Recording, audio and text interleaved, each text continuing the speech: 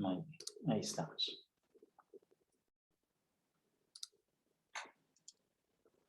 Bien, entonces vamos a recordar rápidamente los temas que hemos estado viendo. La última parte del curso, las últimas clases, hemos estudiado el problema de la congestión y hemos hablado, hemos visto cómo debido a las características de la curva de oferta de transporte, esta curva mencionamos que no corresponde a una curva de costo marginal, lo cual hace que lo que llamamos este mercado de transporte, donde lo que se transa, lo que se, entre comillas, se compra y vende son viajes. Entonces, decíamos que este mercado de transporte, dado esas características, es un mercado que no es óptimo. Y hemos demostrado gráficamente con un pequeño modelo que eso es así. Y vimos una primera distorsión económica que produce la congestión que hemos denominado sobreconsumo. Para demostrar o para estudiar ese sobreconsumo, utilizamos una simplificación de la realidad donde teníamos un origen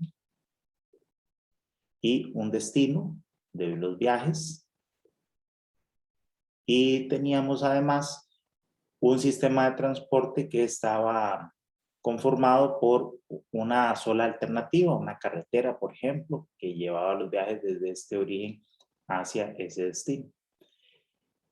Entonces, para este modelo o esquema de la realidad, utilizamos un par de curvas, una asociada a la demanda de viajes que se realizan del origen al destino. Lo representamos, bueno, a través de una curva inversa de demanda como esta, donde por acá tenemos la cantidad de viajes que vamos a llamar X y por acá el costo del viaje. Y luego representamos también con una curva creciente la curva de oferta, la cual correspondía, según dijimos, a el costo medio de viaje. Y que en función de este costo medio de viaje, las personas tomaban la decisión de viajar o no, lo que generaba un equilibrio entre esta curva de costo medio, que es la oferta, y la curva inversa de demanda, que nos daba pues un punto como este, donde teníamos X supra 0 viajes a un costo medio de C supra 0. Pero que si nosotros tomábamos en consideración el costo medio, dibujamos también aquí la curva de costo medio, de costo marginal. Sería esta curva de color verde. Y aplicábamos la definición del excedente social neto. Veíamos que el excedente social neto, como habíamos ya también demostrado, se cumplía para este flujo X asterisco. Aquí se maximizaba el excedente social neto, el cual corresponde a el área entre la curva de demanda y sobre la curva de costo marginal. Entonces, esa área se maximizaba para este flujo, ¿verdad? Lo cual correspondía al área que estoy marcando acá. Ese es el excedente social neto máximo. Excedente social neto. Pero que en realidad este flujo, que es donde se maximiza esta área, no es lo que no son los viajes que están ocurriendo en el sistema, sino que son, como decíamos, X supra 0. Al ser X supra 0, se estaba generando un área que es negativa, un excedente social neto negativo, que corresponde a ese pedacito de ahí. Este entonces decíamos que es una pérdida social.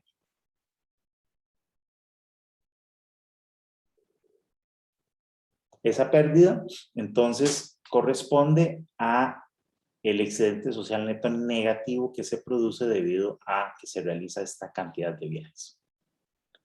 Entonces, esto es la pérdida y decíamos que la primer distorsión económica correspondía a esto, ¿verdad? A esta diferencia, a este delta X.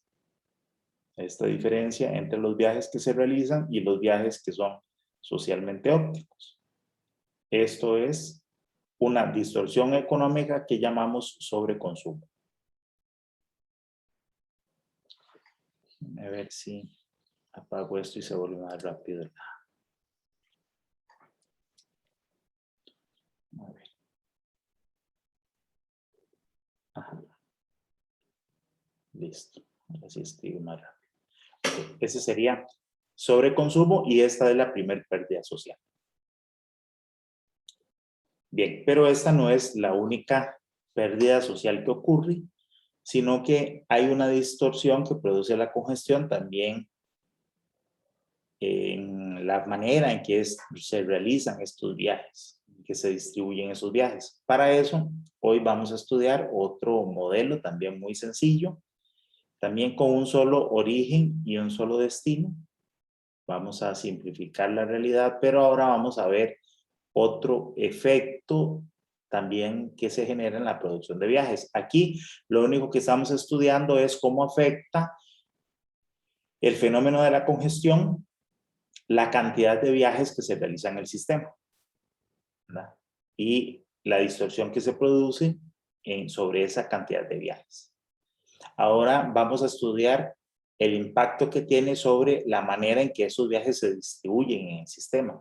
Entonces, para eso y para simplificarlo y poder nada más capturar la parte que nos interesa, la parte, digamos, importante, esencial del fenómeno, entonces, igual, como les decía, hacemos un modelo sencillo, pero que nos permita visualizar la distribución de los viajes. Entonces ahora el sistema lo vamos a complicar un poquito más y vamos a mostrar dos alternativas o dos opciones que existen para viajar entre este origen y destino, para que haya una distribución de viajes entre ellas y ver cuál es el impacto que se produce sobre esa distribución de viajes. Como lo que queremos es enfocarnos en la distribución de viajes, no en la magnitud de los viajes, porque eso ya lo estudiamos con este otro modelo. Entonces lo que vamos a hacer es que la demanda, para este ejemplo, vamos a suponerla como una demanda fija, porque no quiero, como les repito, estudiar el impacto sobre la cantidad de viajes, solamente sobre la distribución. Entonces vamos a poner una cantidad de viajes constante o fija, una cantidad que vamos a llamar F, total de viajes que van entre este origen y este destino. Y vamos a llamar F1 a la cantidad de viajes que se va por la alternativa 1 y F2 por la alternativa número 2. Estas dos alternativas yo las podría pensar de una manera natural como dos rutas posibles para viajar, pero también podríamos pensar que son dos alternativas de viaje como modos de transporte. ¿Cuántas personas deciden irse en auto particular y cuántos en autobús, por ejemplo, en transporte público? Pero por ahora pues pensemos esto como dos rutas. Bien, entonces cada una de estas rutas va a tener asociado una función de costo, igual que teníamos por acá. Aquí teníamos solo una y teníamos una función de costo medio. Pero vamos a llamar C1 a la función de costo medio de la alternativa 1 y vamos a llamar C2 a la función de costo de la ruta número 2. Ambas como funciones de costo crecientes igual que esta. Es decir, si estamos estudiando el fenómeno de la congestión, entonces necesitamos que las curvas de costo sean dependientes del flujo, que sean crecientes. Entonces, para ver qué es lo que sucede por acá, tendríamos que, bueno, el flujo F entonces se va a dividir entre el flujo F1 y el flujo F2. Esa es una condición que va a ocurrir. Y para ver qué es lo que sucede en la distribución, lo que vamos a hacer es representar a través de un gráfico en el cual encontramos las dos curvas de costo, las enfrentamos una frente a la otra. Entonces, estos ejes, primeros que dibujé, van a corresponder al eje del costo en la ruta número 1. Y partiendo de aquí tendríamos un flujo 0 y hacia allá, digamos hacia allá, iría F1. Luego vamos a separar los dos ejes de ambas curvas, una distancia F mayúscula.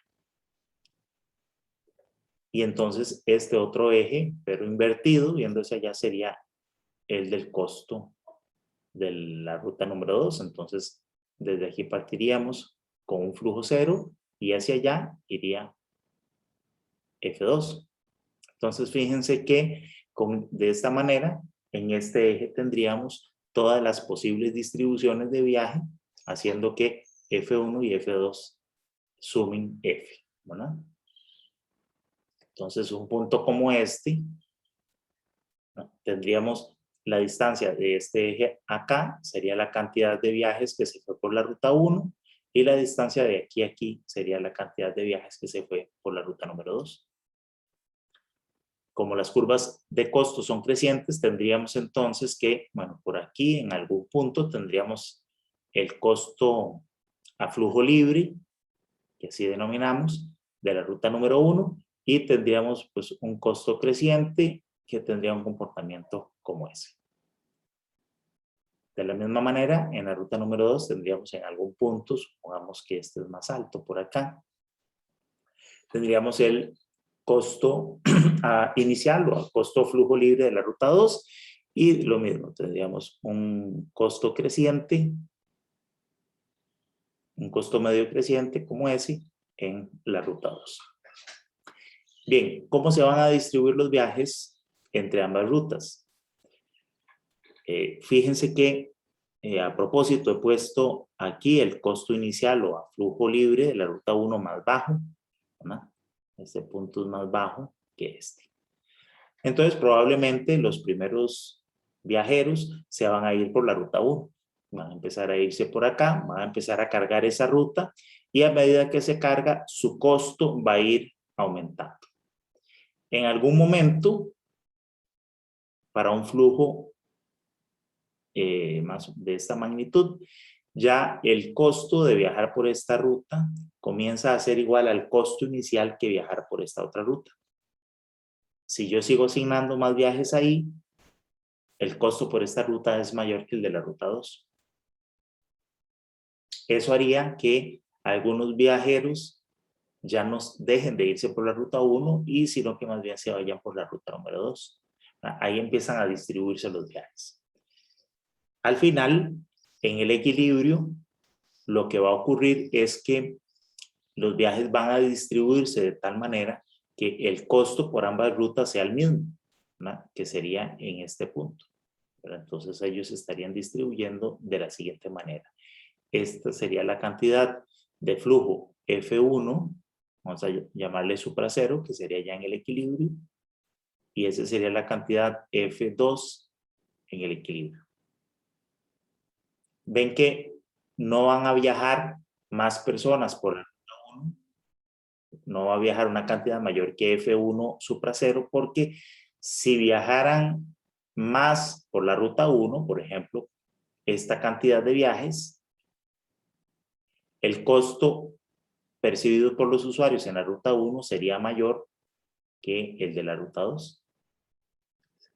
Y lo que pasaría es que entonces las personas por aquí, ¿verdad? Esta ruta se congestionaría, esta estaría más despejada, más libre, con un costo más bajo, y entonces eso haría que las personas de la ruta 1 se pasaran a la ruta 2.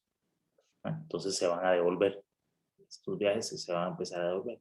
Si fuera al revés, y más bien más viajes o viajaran menos personas que F1 supracero, como esta cantidad, ahí ocurriría más bien que se pasaron demasiados a la ruta 2, y entonces el costo en la ruta 2 sería mayor que el costo en la ruta 1. Entonces, si esta ya está más congestionada que esta, pues los usuarios se van a devolver.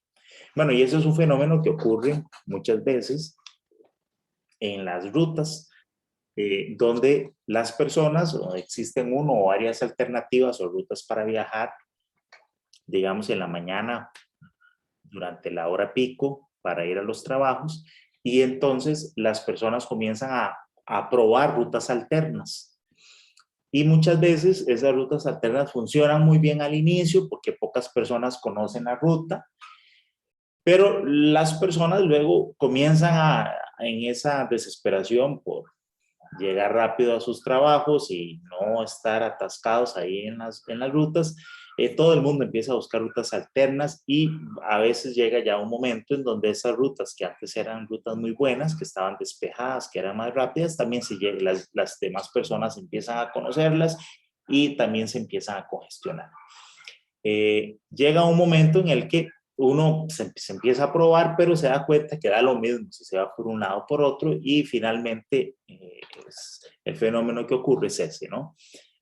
Aquí empezamos con más personas por la ruta 1, se pasaron a la 2 y luego aquí ya eran más en la ruta 2, el costo era mayor y empiezan a pasarse a la 1 hasta que, pues por las condiciones de las características de las rutas, este es el punto que corresponde al equilibrio, ¿verdad? Donde ya pues da lo mismo irse por una o por otra porque el costo es el mismo.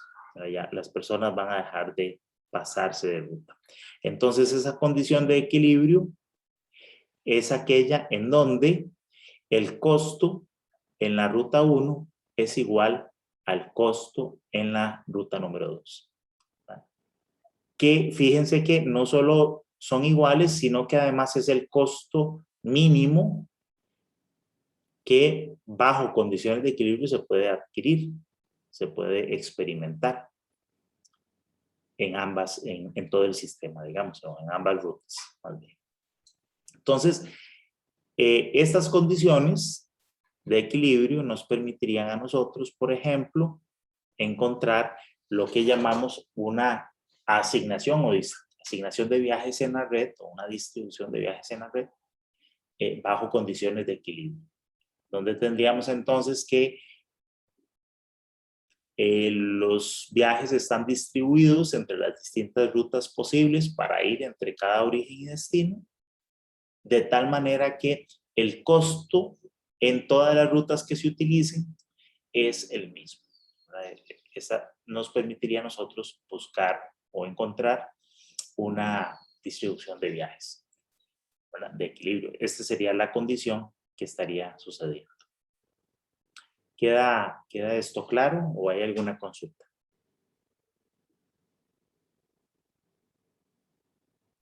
Todo claro, profe. Muy bien.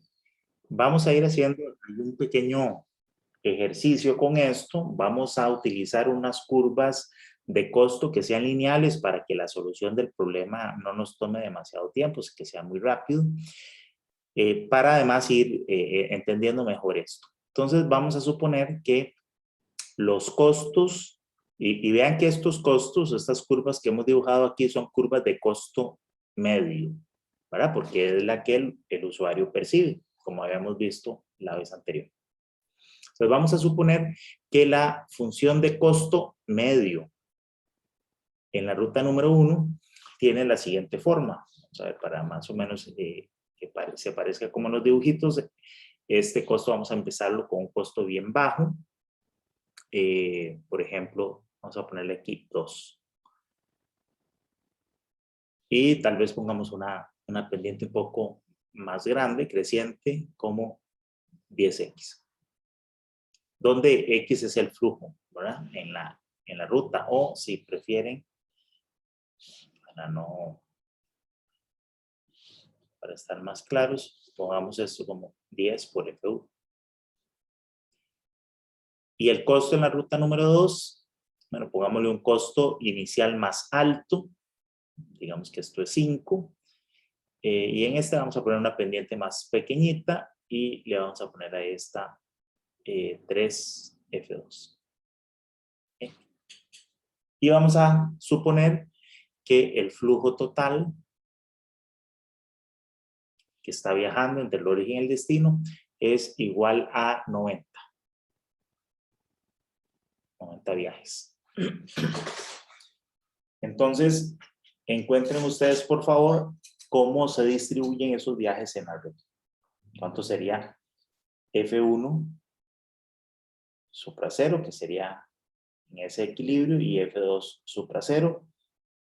Y me dicen la respuesta.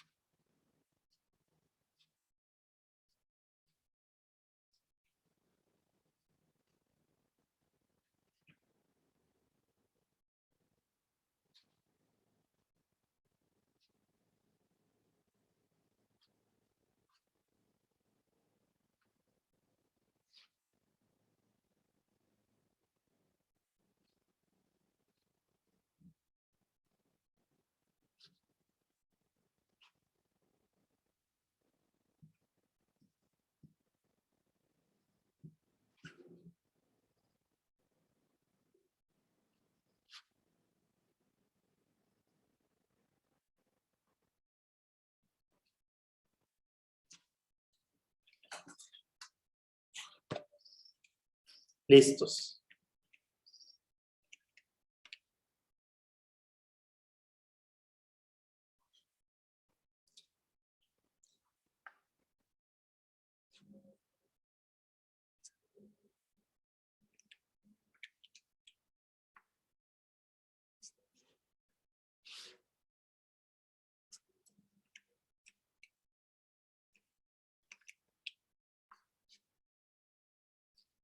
¿Qué resultado obtuvieron?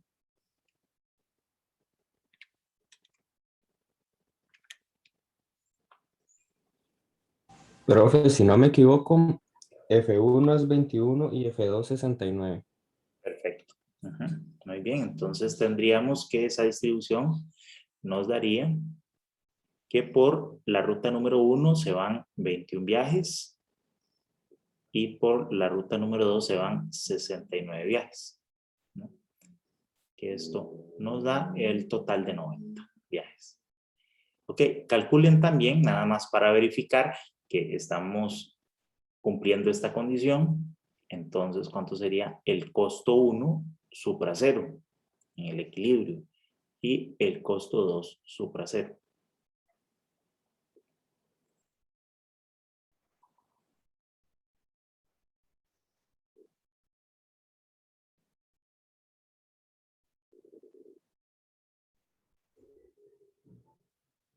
$212 en ambos casos. 200. Muy bien. Entonces, en ambos casos tenemos entonces esa igualdad donde C1 en el equilibrio es igual a C2 en el equilibrio. Perfecto. Bien, eso es lo que estaría ocurriendo entonces en el sistema, si se estarían distribuyendo los viajes. Bien, estas curvas, como dijimos, y tal vez aquí tengan cuidado en eso o apréndanse en esto que voy a comentar, tengan cuidado en que normalmente vamos a llamar a las curvas de oferta como una curva de costo. No vamos a estar siempre haciendo digamos, la indicación de que eso es una curva o que son curvas de costo medio, sino que eso ya lo sabemos por definición, que en transporte las curvas percibidas por el usuario y que utilizamos como curvas de oferta son curvas de costo medio. Entonces vean que aquí no hice yo la indicación de que C1 era costo medio 1 y que C2 era costo medio 2, nada más puse C1 y C2 por simplificación, pero por definición sabemos que estas son funciones de costo medio. No tengo que indicarlo. Si no se dice nada, así tengo que asumir. Pero A nosotros nos interesa, como planificadores del sistema, saber qué ocurre con el costo total del sistema y, bueno, particularmente con las curvas de costo marginal, ¿verdad? Que son las que dan, como veíamos, los equilibrios óptimos. Entonces vamos a calcular las curvas de costo marginal de la ruta 1 y la ruta 2. Recordemos que por definición el costo marginal se define como la derivada del costo total respecto al flujo. O también sustituyendo el costo total. Bueno, recordemos, el costo total era el costo medio multiplicado por X, por el flujo. Entonces, bueno, si sustituimos esto aquí, entonces habíamos visto también que el costo marginal nos iba a dar, no voy a derivarlo todo para ahorrar aquí espacio, y ya no sabemos el resultado. Eso nos va a dar entonces que sería el costo medio más X por la derivada del costo medio respecto a X. Entonces, podemos calcular esto de la siguiente manera. Podríamos calcular un costo total en la ruta 1 usando el costo medio, que es esta función, ¿verdad? Y multiplicarlo por el flujo. Entonces, coger esto y multiplicarlo por F1, eso nos daría el costo total 1, y luego derivamos eso respecto a F1. Y haríamos esto. O aplicamos esta definición, que da lo mismo. Lo mismo en C2. Vamos a hacerlo de las dos maneras. Entonces tendríamos que el costo total en la ruta 1, según el flujo que se asigne por ahí, sería entonces C1 por F1. Lo cual nos estaría dando 2F1 más 10 por F1 al cuadrado. Y entonces el costo marginal en la ruta 1 sería la derivada de eso. Respecto a F1, que nos da 2 más 20 por F1. Y entonces lo que hicimos fue aplicar esta primera definición haciendo primero esto. O si aplicamos esta, diríamos el costo marginal 1 es igual al costo medio, que es esta función, o sea, 2 más 10F1, más F1 por la derivada del costo medio. La derivada de esto me va a dar 10. Y eso por F1. Entonces 10F1. Entonces me daría 2 más 10F1 más 10F1, que es 20F1. Entonces nos da el mismo resultado. ¿Ok? Bueno, si hacemos lo mismo con la curva 2, vamos a obtener entonces que el costo marginal en la ruta 2 va a ser 5 más 6F2. ¿Sí? Entonces ya tenemos acá las curvas de costo marginal. Si nosotros representáramos esas curvas, puede ser que aquí no sea coherente porque estoy haciendo la mano alzada, el dibujito con luego con el resultado que obtengamos aritméticamente, porque esto todo es a mano alzada, pero voy a suponer entonces que, bueno, la curva de costo marginal 1 viene por acá y que la curva de costo marginal 2 viene por acá. Voy a hacer esta así como y sigue por allá. Entonces vemos que en este punto donde ambas curvas se cruzan, voy a suponer que es este punto de acá, tengo una distribución diferente. Acá donde las curvas de costo marginal se igualan, vean que es una condición en la cual el costo total del sistema ya ni aumenta ni disminuye, es el costo total del sistema es mínimo, porque el costo marginal por la ruta 1 y el costo marginal por la ruta 2 son iguales. Eso quiere decir que Si yo más bien me pasara de este flujo, ¿verdad? Este flujo de aquí, que voy a dibujarlo para acá, esto, vamos a llamarlo F1 asterisco, y este de acá sería F2 asterisco, que son distintos a los flujos anteriores.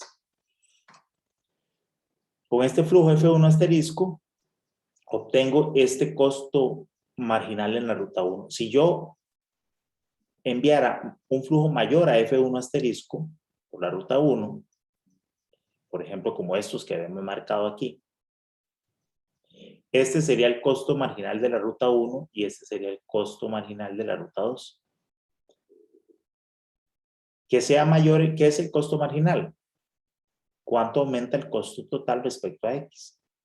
Entonces vea que, fíjense que, o cuánto cambia el costo marginal. Si yo pongo una unidad más, este valor es lo que va a aumentar el costo total en la ruta 1. Una unidad más que esta.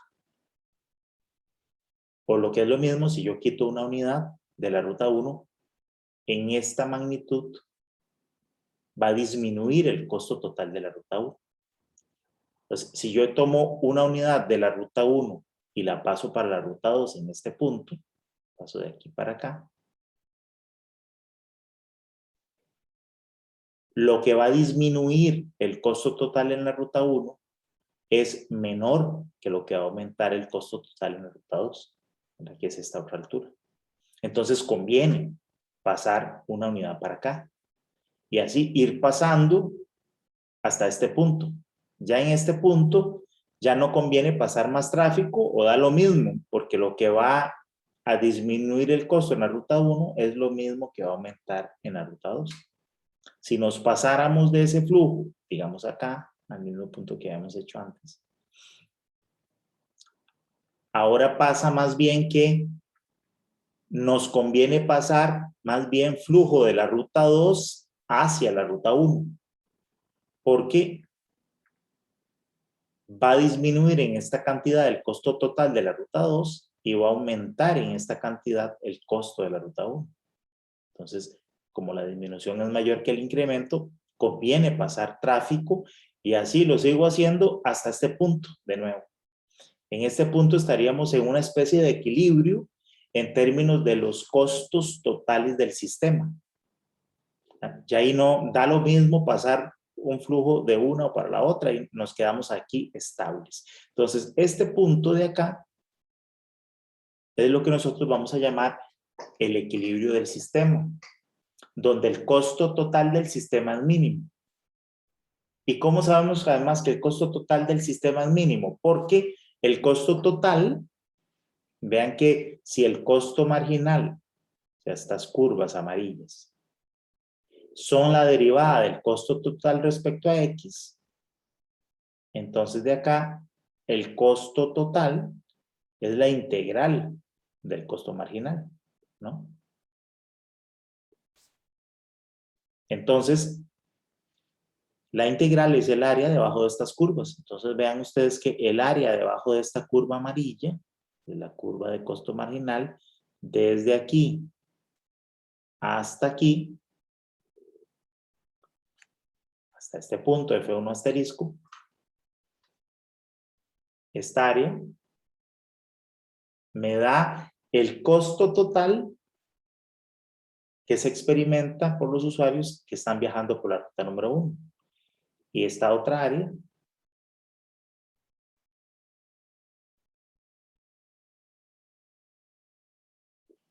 hasta acá va a ser el costo total de los que experimentan los usuarios, el total de usuarios que viajan por la ruta número 2, bueno, que viajarían por la ruta número 2 si fueran, se distribuyeran así. Esto es F2 asterisco y F1 asterisco.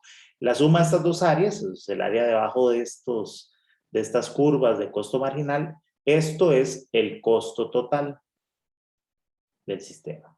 Ese es el costo total asociado a estos flujos que hemos llamado asterisco. Pero vean que para flujos mayores, en F1, por ejemplo, como este que dijimos aquí, ¿verdad? Si se distribuyeran de esta manera, el área debajo de la curva 1 aumentaría. Sería toda esta.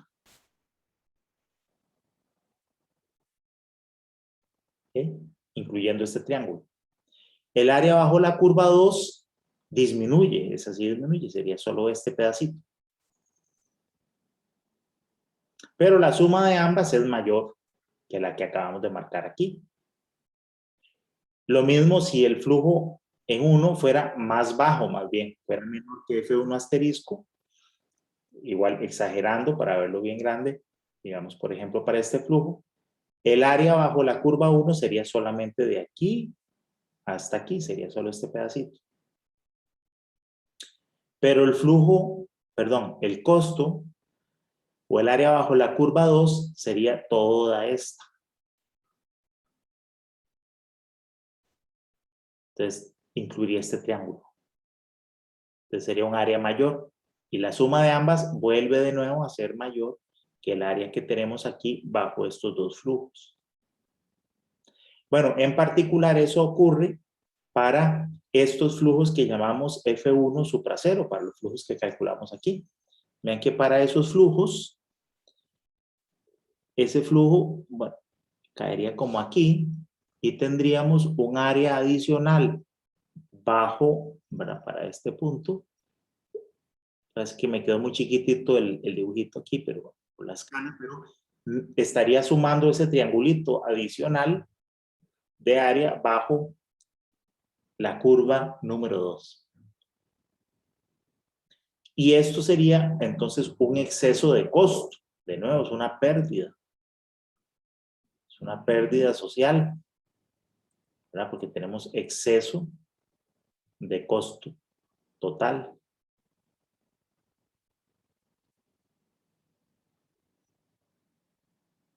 Entonces, de nuevo, ocurre que en el sistema, los viajes en este caso, el comportamiento de los usuarios hace que los viajes se distribuyan como estos dos flujos, F1 supracero y F2 supracero, que son distintos a los flujos que denominaríamos óptimos del sistema, que son estos dos. Porque estos flujos óptimos hacen que el costo total del sistema sea mínimo.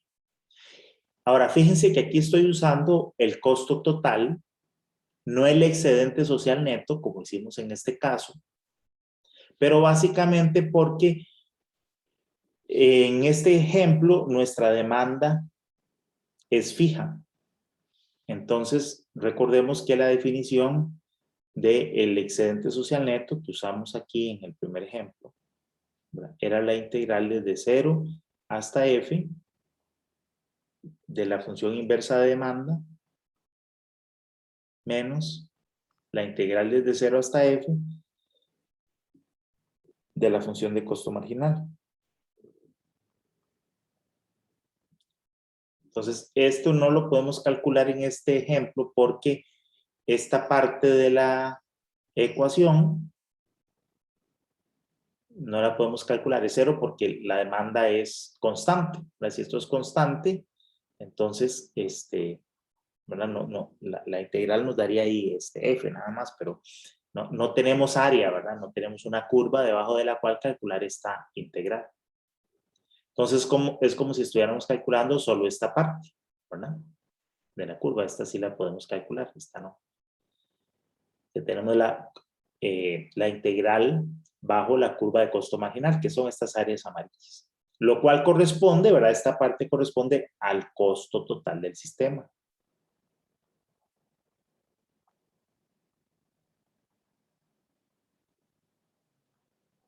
Lo que no podemos calcular es esta parte que corresponde al beneficio neto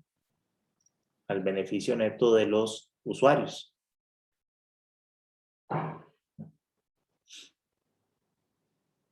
Porque eso es constante el flujo. ¿Okay? ¿Entiende? Por eso es que usamos aquí por costo total. Bien, pero entonces lo que aquí, aunque la escala no está muy buena, lo que hemos encontrado es que existe una manera de distribuir los viajes entre la ruta 1 y la ruta 2 que hemos llamado F1 asterisco y F2 asterisco, que hace que el costo total del sistema, es decir, el área bajo las curvas de costo marginal, sea mínimo y que esos flujos o esa distribución de viajes socialmente óptima es distinta a la manera en que de forma esporádica los usuarios se están distribuyendo en el sistema, que hemos llamado F1 supracero y F2 supracero.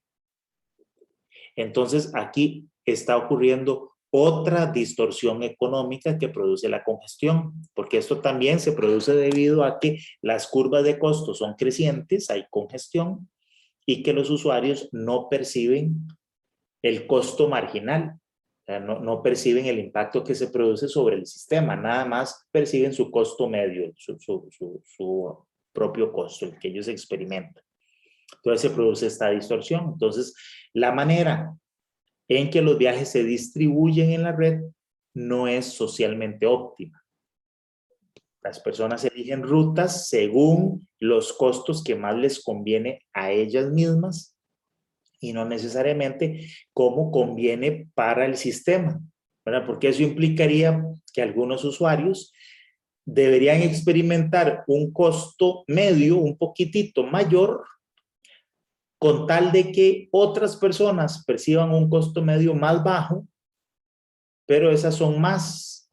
Entonces, el costo total del sistema es mínimo, aunque yo esté percibiendo un costo un poquitito mayor. Entonces, eso las personas no actúan de esa manera. Vamos a calcularlo. En este caso, como nuestras curvas son lineales y entonces el costo por congestión es relativamente chiquitito, ¿verdad? No hay mucha diferencia. O sea, es un comportamiento lineal, no un poco más creciente, más alto, digamos, ¿no? El costo no aumenta de forma tan acelerada como una función si fuera potencial. Probablemente las diferencias que encontremos entre el equilibrio del sistema y el equilibrio de los usuarios no sea muy grande, pero igual va a haber, aunque sea una pequeña diferencia. Calculemos entonces este equilibrio, el de los flujos óptimos. La condición, pues de manera similar a la que encontramos antes, también sería que, voy a apuntarlo por aquí que tengo espacio, sería que el flujo total, pues también se va a tener que distribuir en este caso como F1 asterisco más F2 asterisco o F1 más F2.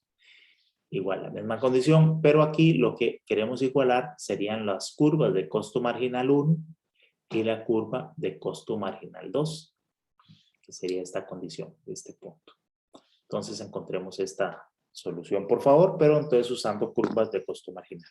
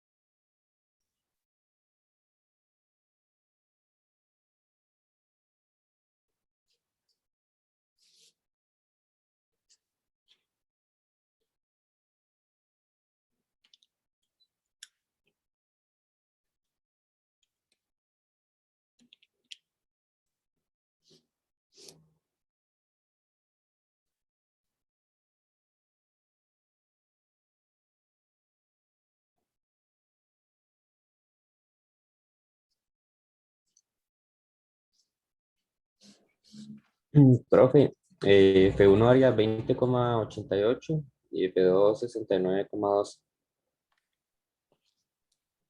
Gracias. Entonces tenemos, vamos a anotarlo aquí, F1 asterisco, me dijiste entonces. 20,88.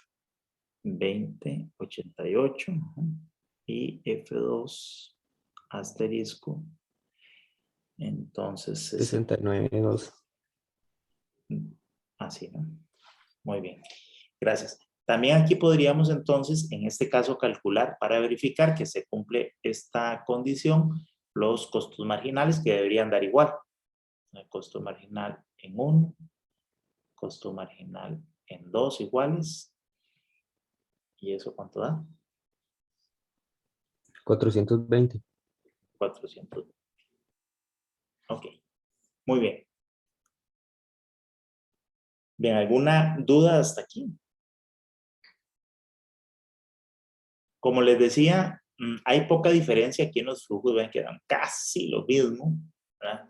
Me pasó como aquí estaban muy pegaditos, pero eso es porque las curvas que estamos utilizando son curvas lineales, entonces no hay mucho impacto. Normalmente las curvas que se usan son potenciales, entonces ahí sí ya la diferencia es más importante y ahí sí la distribución de los flujos da distinto. Aquí da muy parecido. Bien, entonces hemos demostrado dos cosas, que se producen dos distorsiones debido a la congestión. La primera distorsión económica la hemos llamado sobreconsumo. Es decir, que en el sistema se hacen una cantidad de viajes mayor a la que es socialmente óptima. Pero también se produce una segunda distorsión económica, que los flujos, como hemos visto, no se distribuyen entre las distintas alternativas de rutas, modos, etcétera, de forma óptima. A esta segunda distorsión económica le decimos que es una estructuración del consumo no óptima o una mala estructuración del consumo. Entonces, la forma en que se estructuran, o sea, se distribuyen, estructuración del consumo. Recordemos que aquí estamos, es como si fuera un mercado y estamos aquí consumiendo viajes. La estructuración del consumo no es óptima. Esa sería la segunda distorsión económica. Entonces, esta es la primera y esta es la segunda. Se hacen más viajes de los que son socialmente óptimos y esos viajes se distribuyen de manera que no es óptima tampoco. Esas son las dos distorsiones económicas que produce la congestión. Bien, vimos la vez anterior que existía un mecanismo económico para resolver este problema que llamamos tarificación vial por congestión. La tarificación vial por congestión consistía en hacer que el usuario percibiera esta parte del costo marginal que no percibe, que corresponde al costo total por congestión. Como vemos, costo marginal es mayor al costo medio, es igual al costo medio más esto, que llamamos costo por congestión. El usuario percibe bien esta parte, son las curvas grises, pero no percibe este pedacito de acá. Si él percibiera esto, tomaría la decisión en función de las curvas de costo marginal y la distribución también de los viajes se haría de forma óptima. Y en el caso de la cantidad de viajes, si percibiera la curva verde de costo marginal, entonces se harían X asterisco viajes. Entonces la magnitud y la distribución de los viajes sería óptima. Entonces aquí también vamos a resolver el problema aplicando tarificación vial por congestión. La tarificación vial por congestión, para calcularla, dijimos, lo que hacemos es cobrar esta diferencia. Entonces, la tarificación vial por congestión, la calculamos como la diferencia entre el costo marginal y el costo medio. Pero calculados ambos en los flujos óptimos. ¿Ah? Es decir, esto es, aquí estamos llamándolo así, costo marginal asterisco es el costo marginal calculado en los flujos óptimos. Y costo medio asterisco sería el costo medio calculado también en los flujos asterisco, porque lo que nos interesa es calcular esa diferencia entre las curvas, pero para este flujo que es el que queremos lograr. Entonces, en este caso era este punto menos este punto, esta diferencia. Para este problema. En este caso, aquí ya está muy rayado, voy a hacer una hoja más para dibujarlo que quede más claro. Hacer esto más grande, se entienda mejor.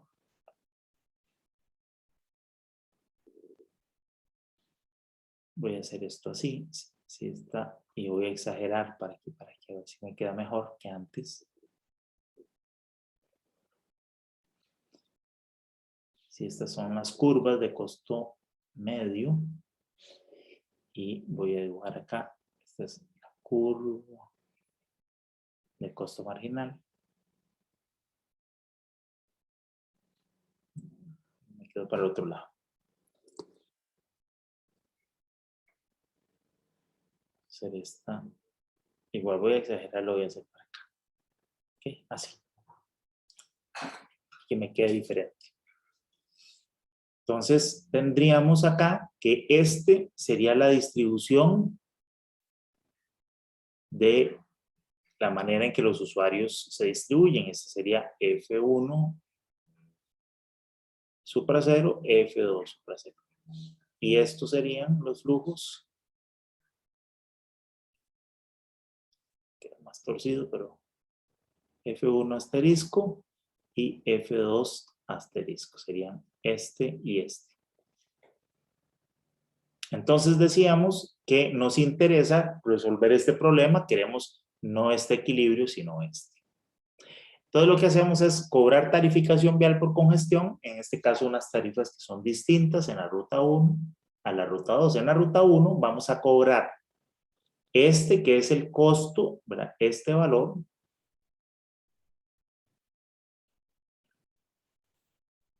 Acá sería, este es el costo marginal en la ruta 1 para el flujo óptimo. Y este de acá es el costo medio, vamos a llamarlo solo costo 1. El costo 1, costo medio, también calculado para el flujo óptimo. En el caso de la ruta 2, tendríamos acá, este sería el costo marginal 2, calculado para el flujo asterisco, que es el mismo, ¿verdad? Estos dos costos son el mismo. Y este sería el costo medio en la ruta 2, calculado para el flujo óptimo. Entonces son tarifas distintas, ¿no? Este sería,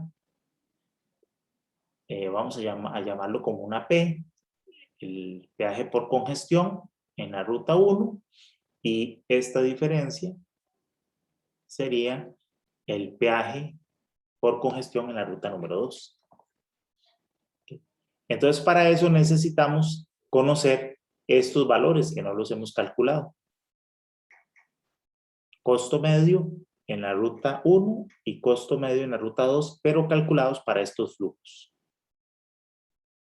que es con los cuales vamos a calcular esas diferencias. ¿A qué va a ser eso? Eso es equivalente a que, de la manera similar al caso del otro ejercicio, la distorsión 1, eleváramos esta curva, la trasladáramos verticalmente hasta acá, de tal manera que cruzan por aquí. Y esta otra curva la elevamos hasta acá, tal forma que cruza por aquí. Entonces ahora las curvas de costo medio, la curva de costo medio más la tarificación por congestión, se cruzan acá. ¿Verdad? Me van a dar igual que costo marginal, por lo menos para el punto óptimo. Se pasan para arriba y se cruzan en este punto. Ok, entonces hagamos eso. Calculemos cuál sería el valor de las tarifas por congestión que habría que cobrar en la ruta 1 y en la ruta 2. Entonces ya teníamos los costos marginales, que era este valor de que teníamos acá de 420. Ahora tendríamos que sustituir estos flujos en las curvas de costo medio.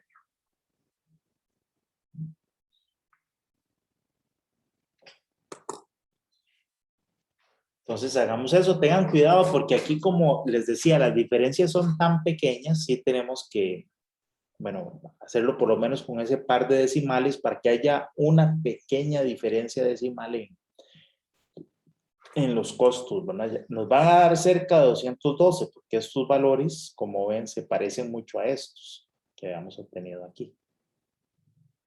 Pero hay que meterlo así, ojalá con más decimales, pero bueno, si no, por lo menos con esos dos, para que nos den cuánto es el costo 1 y el costo 2. Y ojo, cuidado nada más, ¿verdad? Vean que estamos haciendo el cálculo de estas diferencias, los estamos haciendo, como decíamos, con los costos medios calculados con estos flujos.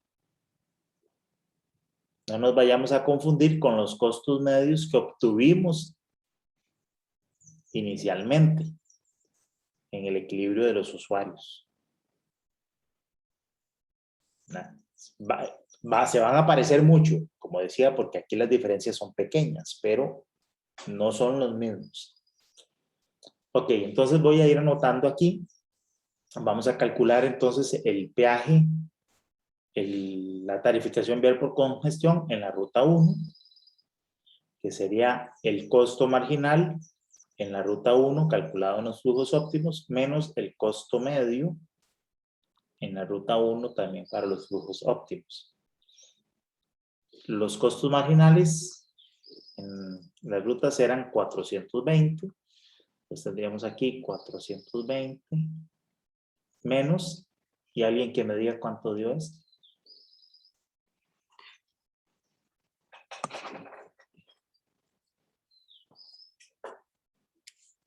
Se calcularía como 2 por 10 por el flujo 1, que dio 20.88, creo.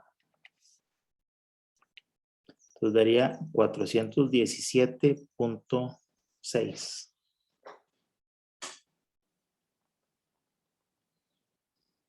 ¿Me corrigen si estoy mal? La diferencia con 420 da 2,4. Sería entonces esta primera altura.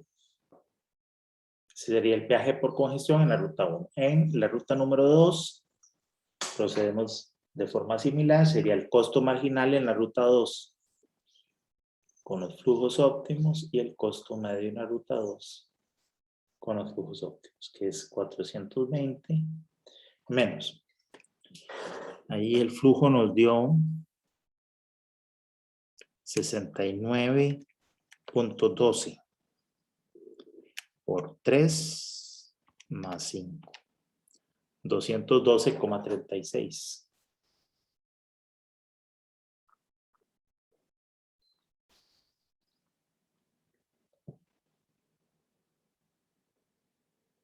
¿Eh? Estoy bien. Ahí.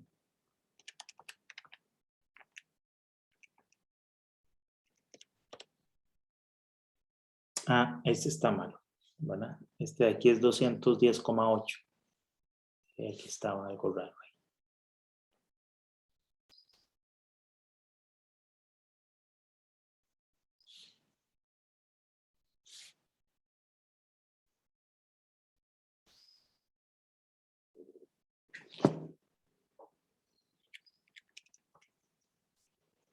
Entonces, más bien aquí da 209,2.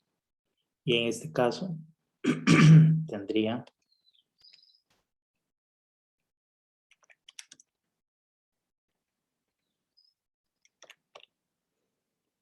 entonces 212,36 y diferencia con 420, 207,64. Ok, me confirman si les dio igual. Sí, profe. Bueno, muy bien. Esos serían entonces los peajes óptimos. Tarifas por congestión que habría que cobrar en cada una de las rutas para que lográramos el equilibrio óptimo del sistema. Bien, en realidad, aunque estos son los óptimos y por definición así resolveríamos el problema, resulta que no necesariamente tendríamos que cobrar peaje en las dos rutas o en todas las rutas que se utilicen. Habría que cobrar en todas las rutas menos una para lograr el mismo efecto. En este caso, como son dos rutas, entonces cobrando en una de las dos sería suficiente. Porque en lugar de subir esta curva gris, trasladar esta curva gris hasta aquí, y luego trasladar también esta otra curva gris de aquí a aquí, para que las dos se crucen en estos flujos, lo que nos interesa en realidad, lo que nos interesa es eso, ¿verdad? Lograr estos flujos. Entonces vean que eso yo lo podría lograr con solo subir esta curva gris, la primera. Si yo la subo hasta aquí, hasta este punto. Así yo subo esta curva gris aquí, ya hago que se cruce con la curva número 2 en estos flujos de aquí. ¿Lo ven? No tengo que subirla hasta acá y luego subir esta también, sino que con solo subir la primera hasta acá. Entonces yo podría cobrar peaje solo en una de las rutas y dejando la otra igual. En ese caso, fíjense que lo que tengo que cobrar de diferencia, este valor de acá, bueno, este valor de acá es el costo, ¿verdad? Esta altura es el costo 2, el costo medio 2, y este es el costo medio 1, la diferencia entre ambos costos, calculados para los flujos asterisco. O sea, la diferencia entre este y este.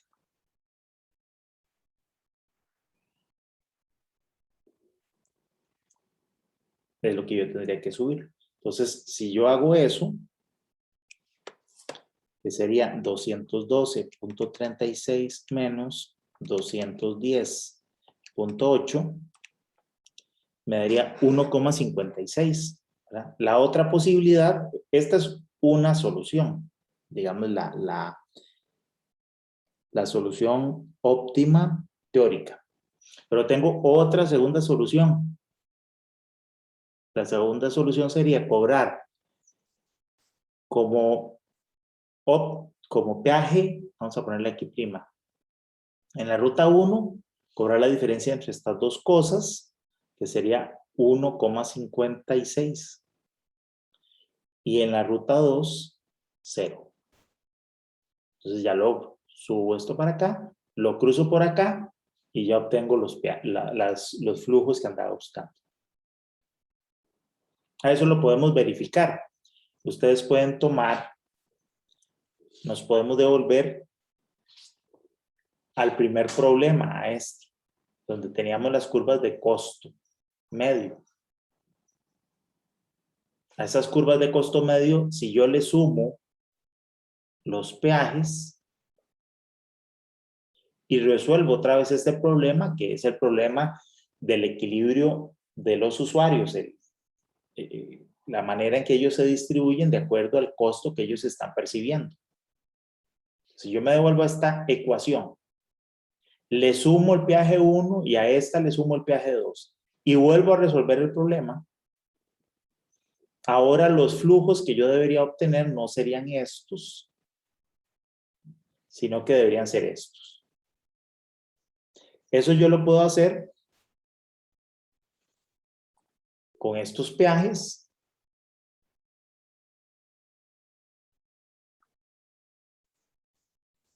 o también lo podría hacer con estos peajes. Debería dar el mismo resultado. Pues tal vez verifíquenlo, por favor. Pero vean que hay gran diferencia. O sea, no es lo mismo cobrar una tarifa de 209 o de 208, 207.64. Y en ambas rutas donde estoy cobrándole a todo el mundo, que solamente cobrarle a algunos y cobrarle solamente 1.56. Es una política de tarificación muy diferente, pero que logra el mismo resultado. Es más, hay una tercera opción. Esta es la 2. Hay una tercera opción. ¿Qué sería? En lugar de subir esta curva hasta este punto, para que se crucen aquí, ¿por qué no bajo esta? Bajo la segunda curva hasta acá. Y la cruzo en esta curva y voy a obtener el mismo flujo. ¿Qué significa bajar esta curva? Tengo que reducir el costo. ¿Cuánto? Esta misma cantidad, ¿verdad? Que calculamos aquí, esta cantidad. Pero en ese caso entonces sería que el P1 sería 0 y el P2 sería menos 1,56. Esa sería la tercera política que me resuelve el mismo problema. Logro que los flujos se distribuyan de acuerdo a lo que se necesita. ¿Y qué significa una tarifa negativa? Que en lugar de cobrar, le pago a la gente. Vean que en este caso estoy diciendo a las personas,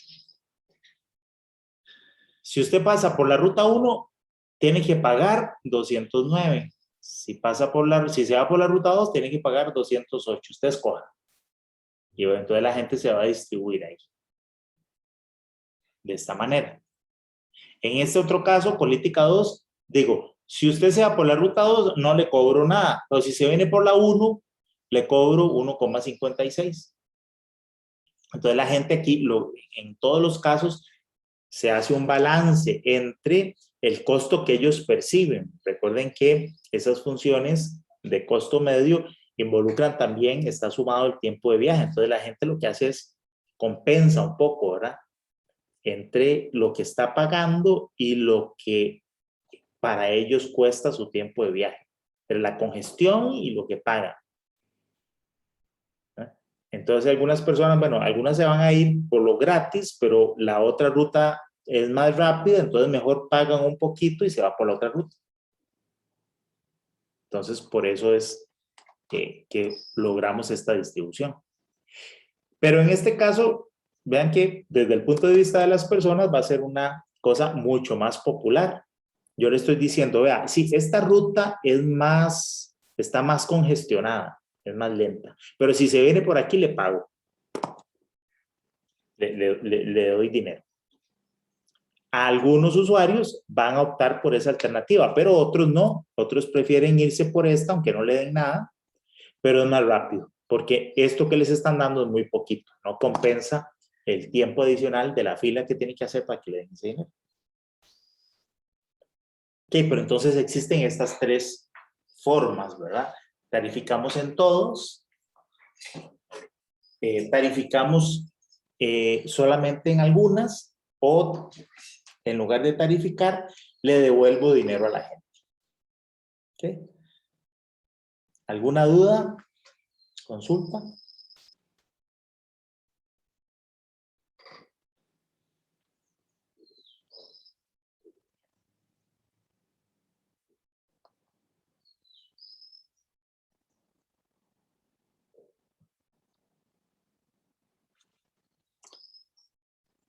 Está claro todo.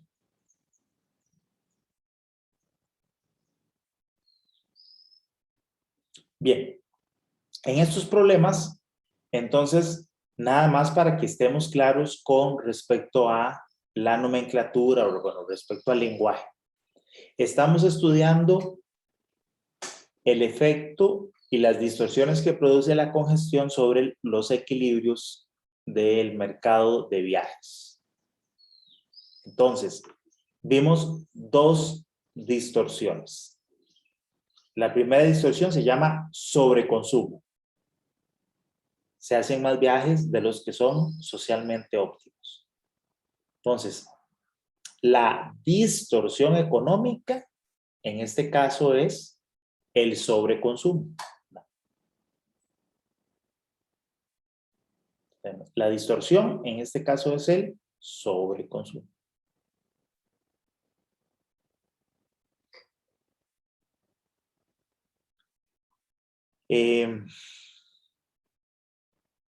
¿Okay?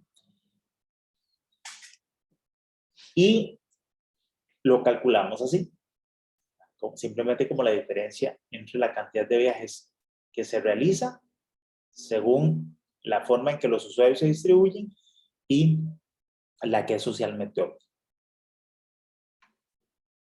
Luego tenemos la pérdida social, sería este triangulito. La pérdida es la diferencia en el excedente social neto entre el equilibrio óptimo y el equilibrio, o sea, el equilibrio óptimo del sistema y el equilibrio de los usuarios. Y correspondería a este triangulito rojo. En el caso de la segunda distorsión económica, a esa distorsión económica le hemos llamado una mala estructuración del consumo o una estructuración del consumo que no es óptima. Y corresponde también a la diferencia en que los flujos, en este caso, se distribuyen. Es una diferencia entre flujos también.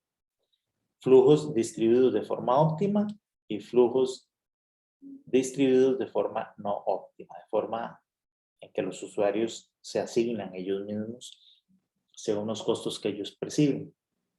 Esa sería la distorsión económica, la distribución diferente de flujos. Y aquí la pérdida la calculamos como este triangulito, que es un exceso en el costo total. No lo hemos hecho aquí, pero nosotros podríamos calcular el costo total del sistema, con estos flujos y el costo total del sistema con estos otros flujos. La diferencia entre sus costos totales nos daría la pérdida social. ¿Cómo calculamos los costos totales? Así siempre. Costo medio multiplicado por los flujos. Es decir, que yo tendría que calcular con estos flujos de aquí el costo medio. ¿Verdad? Que aquí lo hicimos. Son estos valores.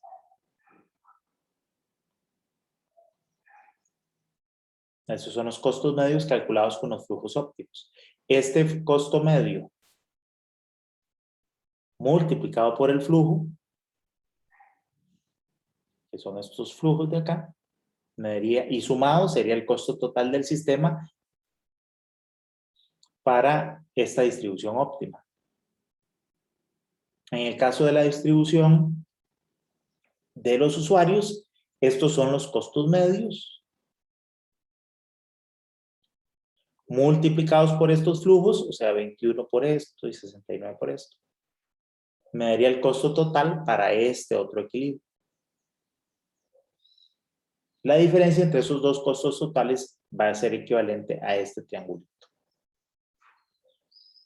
que sería la pérdida o el exceso o el costo total.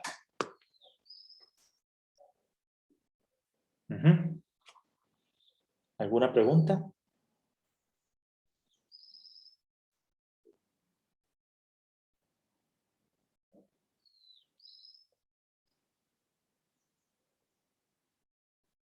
¿Queda claro este tema?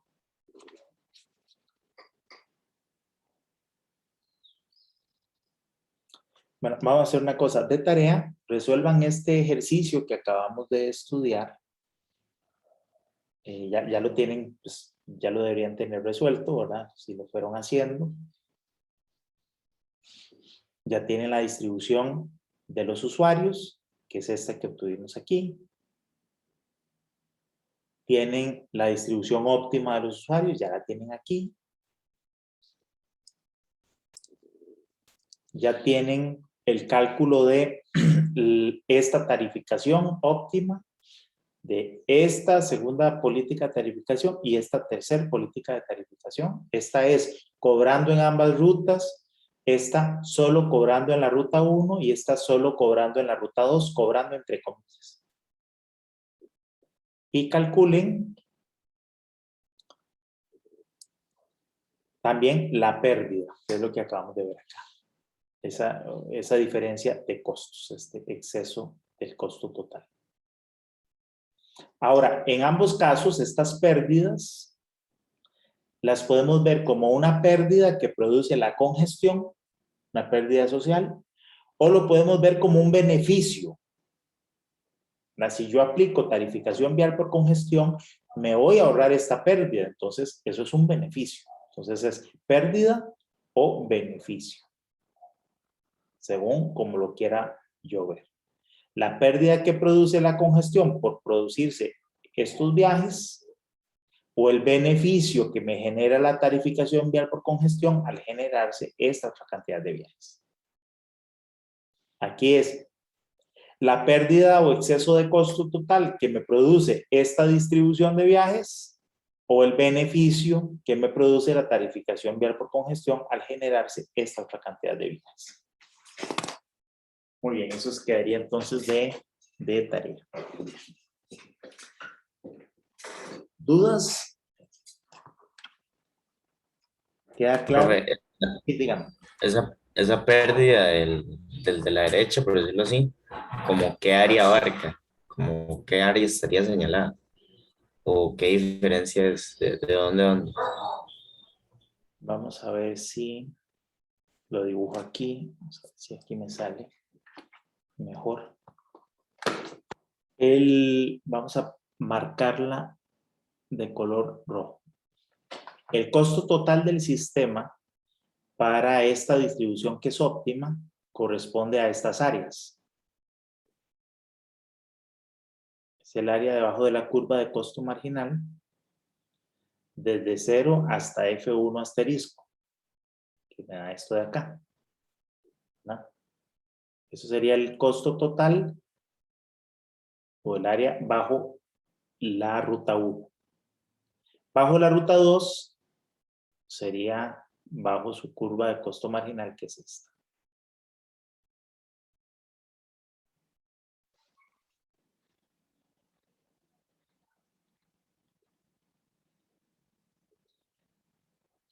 Para este flujo.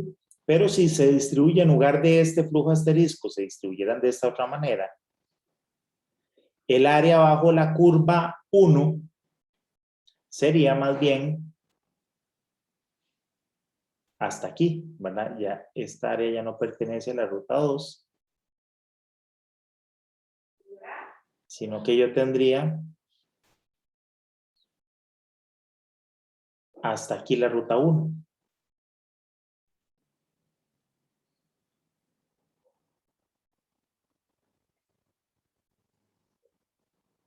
¿De acuerdo? Y bajo la ruta 2 sería desde 0 hasta F2, sería esta.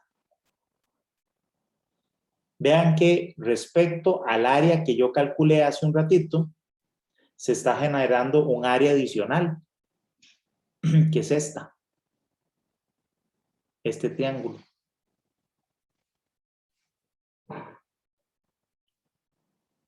Esto.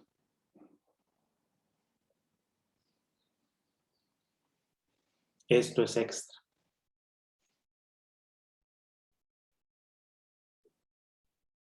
Esta es la pérdida.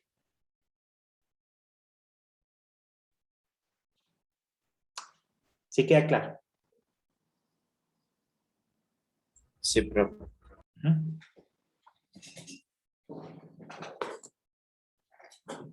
Muy bien, ¿alguna otra pregunta?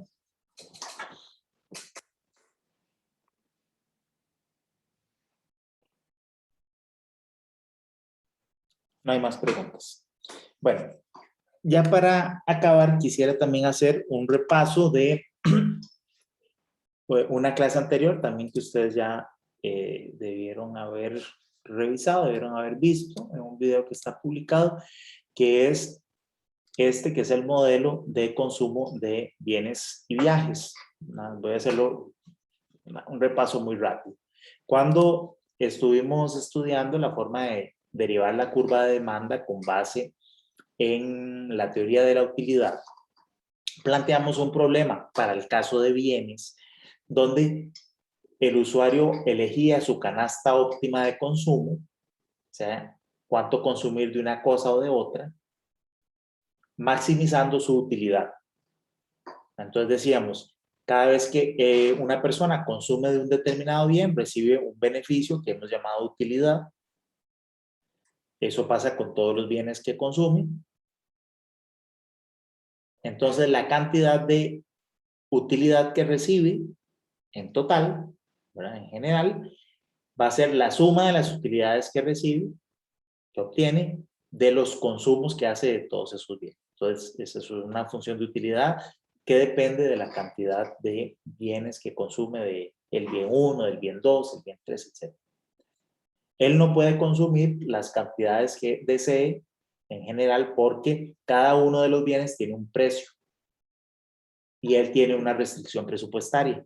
Entonces, la canasta óptima o el consumo óptimo se obtenía maximizando la utilidad, pero sujeta a su restricción presupuestaria. Esa es la teoría que vimos y entonces vimos que resolviendo ese problema de optimización se obtenían esas cantidades óptimas de consumo y que había una condición de optimalidad que era que la utilidad marginal era proporcional al precio. Entonces, eso lo vimos aquí en este modelo, que es el de consumo de bienes. Aquí tenemos la función de utilidad, depende de las cantidades de bien X y Y. Aquí tenemos la restricción presupuestaria, donde entran los precios de esos dos bienes, que multiplicados por sus cantidades me da el presupuesto que yo tengo. La condición que optimiza este problema es esta. Du a dx igual a lambda por p. Precio proporcional a la utilidad. Y esto no generaba la curva de demanda, ¿verdad? Y vimos entonces cómo el precio, la altura, debajo de cada uno de los puntos sobre la curva de demanda que cumple esta condición, nos daba una utilidad y por eso es que estamos calculando el beneficio del consumo que reciben los consumidores o en el caso de viajes, los viajeros, como el área debajo de la curva de demanda. Bien, este problema ya está dominado. Lo que hicimos aquí para tomar en cuenta en el caso de el mercado de transportes, donde las personas perciben un precio no solo como un precio monetario, sino también toman sus decisiones en función del tiempo de viaje. Entonces, lo que dijimos es que la función de utilidad depende de la cantidad de viajes que se realiza, que es B minúscula, pero también de lo que consumen bienes. Entonces aquí las personas lo que hacen es distribuir su tiempo y su dinero entre bienes o otras necesidades de consumo y viajes, ¿verdad? En este caso aquí estamos hablando solo de bienes, un tipo de bien y otro tipo de bien. Aquí ya todo esto lo estamos metiendo en una sola canasta, que son bienes en general, pero además estamos incluyendo cantidad de viajes. Entonces el presupuesto, que es lo que pues, las personas realmente hacemos normalmente. Nosotros tomamos decisiones de cómo viajar y los viajes que hacemos según lo que el dinero que, según nuestro presupuesto, y distribuimos ese dinero entre transporte y otras necesidades, ¿verdad? Eso es lo que está tratando de modelar este problema. Entonces, resumiendo, la función de utilidad aquí depende del consumo de bienes y otros servicios y de la cantidad de viajes. Pero también afecta a la utilidad el tiempo de viaje, porque dijimos que en el caso de los viajes, en el caso de transporte, hay utilidad tanto en el destino como en el viaje. En el destino, normalmente la utilidad va a ser positiva. De hecho, por acá, vamos a ver si lo mencionamos aquí. En el destino, entre más viajes hago, ¿verdad? La utilidad marginal respecto a los viajes es positiva. Entre más viajes, mayor utilidad, porque si hago más viajes es porque llego al destino más veces y ahí obtengo utilidad de lo que estoy, de alguna actividad que estoy realizando allí. Pero en el transcurso del viaje, consumo tiempo y eso más bien afecta de forma negativa a la utilidad. Entonces, du a dt es negativo. Y bueno, este sí es positivo, que ya lo conocíamos, que es entre más consuma de otras necesidades, de otros bienes, pues la utilidad es positiva. Esta utilidad proviene de otras actividades, esta utilidad proviene de la actividad que estoy haciendo, producto del viaje que realicé. Entonces esta también es positiva, al igual que esta, pero el tiempo de viaje me genera utilidad negativa. Bueno, entonces bajo estas condiciones, lo que hacemos es optimizar resolver este problema. La solución de ese problema nos da esta solución y nos dice que en este caso, en el caso de los viajes, la utilidad marginal de los viajes es proporcional a este término. En el caso de los bienes, la utilidad marginal del consumo de bienes era proporcional a su precio. En el caso de los viajes, la utilidad marginal es proporcional a este término de acá. Este término está conformado por el costo monetario de los viajes, que le podríamos llamar a un precio, ¿verdad? El cual incluye todo lo que es monetario, el gasto de la gasolina, de los lubricantes, mantenimiento en general, etcétera, cuando viajo en vehículo particular. Si es en bus, pues entonces sería la tarifa del bus. Pero incluye esta otra parte de acá,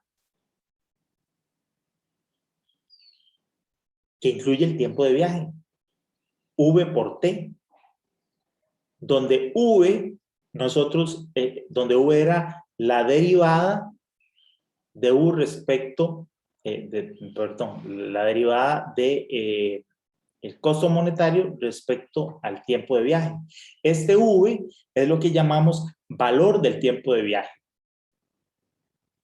El valor unitario del tiempo de viaje, que por T, que es el tiempo de viaje unitario de cada uno de los viajes que se realiza, me da como un precio, un valor monetario del tiempo de viaje. Entonces lo que vemos es que esto en conjunto, que está jugando las veces del precio del viaje, tiene una combinación entre valor monetario del viaje y el tiempo y el valor que yo le asigno al tiempo de viaje. Y eso es lo que me da el precio de los viajes. Entonces, esto es lo que pues nosotros estamos sumando en las funciones de costo o funciones de oferta de transporte, ¿verdad? Recuerden que lo que nosotros hicimos fue sumar el costo monetario de los viajes, es decir, la gasolina, lubricante, que el peaje, que todo lo que son gastos monetarios del viaje están incluidos aquí, pero también sumamos el tiempo de viaje. Entonces, todo eso sumado es lo que las personas perciben como precio, y por eso es que todo eso lo sumamos en la función de oferta. Eso por un lado. Y la otra cosa importante es que logramos definir este término, que es una relación marginal de sustitución entre tiempo y dinero, porque acá X es el valor monetario de lo que se destina a consumo de bienes. Entonces, esto es, en definitiva, una utilidad marginal debido a lo que yo destino a consumo. Esto está en dinero. Y esto es una utilidad marginal asociada a gastar más o menos tiempo en los viajes. Entonces, tenemos una relación marginal de sustitución entre tiempo y dinero. Esa relación marginal entre tiempo y dinero le hemos llamado V o valor subjetivo del tiempo de viaje. ¿Okay? Eso nos permite a nosotros hacer lo que en las clases anteriores comentamos. Poder sumar esos términos monetarios de tarifas, de peajes, de gasolina, de lubricantes, etcétera, etcétera, que son efectivamente valores monetarios que se gastan al realizar viajes en vehículo, o lo que es equivalente a la tarifa del bus o a la tarifa del taxi. Sumar eso con el tiempo de viaje que yo estoy utilizando para realizar esos viajes, para viajar. ¿Cómo hago esa suma? Pues necesito convertir el tiempo, los minutos, los segundos, las horas de viaje a dinero a través de este término, que es el que hemos denominado valor del tiempo de viaje, valor del tiempo, que no es otra cosa que utilidad marginal del tiempo respecto al dinero. Equivale, recordemos que era una relación marginal de sustitución, ¿verdad? Era la pendiente de la curva de isoutilidad. En una curva de isoutilidad, la pendiente me decía cuánto tenía yo que incrementar de un determinado bien para compensar la pérdida de utilidad por reducir el consumo de otro bien. En este caso, estamos hablando de dinero, lo que yo destino a consumo de bienes, y lo que yo dedico a tiempo de viaje. Entonces, es una relación marginal entre, por ejemplo, ¿cuánto dinero estoy dispuesto yo a pagar de más por reducir mi tiempo de viaje? Es una relación marginal entre dinero y tiempo. Y ese es el que usamos para entonces hacer eso. Valorizar el tiempo de viaje, y eso nos permite cuantificar monetariamente ese valor que las personas le asignan a su tiempo mientras están viajando, y poder sumar eso con otros insumos monetarios para crear la curva de oferta. O bien, en caso de que nosotros modelemos curvas de oferta directamente solo con tiempo de viaje, nos permita después calcular las integrales y las áreas debajo de esa curva de oferta para convertirlas a valor monetario. De hecho, así es como se hace en los estudios de transporte para cuantificar los beneficios que se reciben de los proyectos de transporte. O, por ejemplo, ¿qué pasa si yo tarifico una carretera, como hemos estado viendo en la clase de hoy? Si yo logro, si estas curvas en lugar de ser curvas monetarias, fueran curvas donde estoy valorando solo el tiempo de viaje, si yo hago estas áreas y calculo estas áreas, al tener este eje, unidades de tiempo, lo que voy a obtener, entre comillas, como costo, va a ser un tiempo total en el sistema. Para yo poder valorar estas pérdidas o estos beneficios y estas áreas de forma monetaria, necesitaría pasar ese tiempo de viaje a valor monetario. Y para eso utilizo esto, la tasa marginal de sustitución, lo que llamamos valor del tiempo. Más adelante, cuando veamos los modelos de elección discreta para partición modal, vamos nosotros a calibrar funciones de utilidad. Vamos a ver cómo se calibran estas funciones de utilidad, que aquí estamos viendo nada más a nivel teórico en esos problemas, pero estas funciones de utilidad se obtienen con base en esos modelos de elección discreta para elección de modo, con datos que se obtienen de encuestas que se le hace a los usuarios sobre los viajes que realizan, los modos de transporte que utilizan, las tarifas que pagan por esos modos de transporte, el tiempo de viaje que tardan. Entonces voy a tener funciones de utilidad que incluyen efectivamente valores monetarios como el costo o la tarifa que pagan en un determinado sistema, servicio de transporte, y el tiempo de viaje que consumen los viajes que están realizando en ese modo de transporte. Entonces voy a tener estas funciones de utilidad. Teniendo una función de utilidad que tiene valores monetarios y valores de tiempo de viaje, yo puedo calcular esta relación marginal de sustitución, lo que nos da el valor del tiempo. Bueno, eso lo vamos a ver más adelante en el curso, pero efectivamente así se hace, como les mencionaba, para poder cuantificar y hacer evaluación económica de los proyectos. Un proyecto como Circunvalación Norte, que cuesta tantos millones construirlo y durante su vida útil hay que estarle dando mantenimiento. Eso, todos esos valores de inversión y de mantenimiento lo tengo en valor monetario. Pero los beneficios más importantes que se reciben de ese proyecto es que al redistribuirse los flujos en la red y tener más capacidad en el sistema, logro tener tiempos de recorrido más bajos. Entonces tengo ahorros en los tiempos de viaje de los usuarios.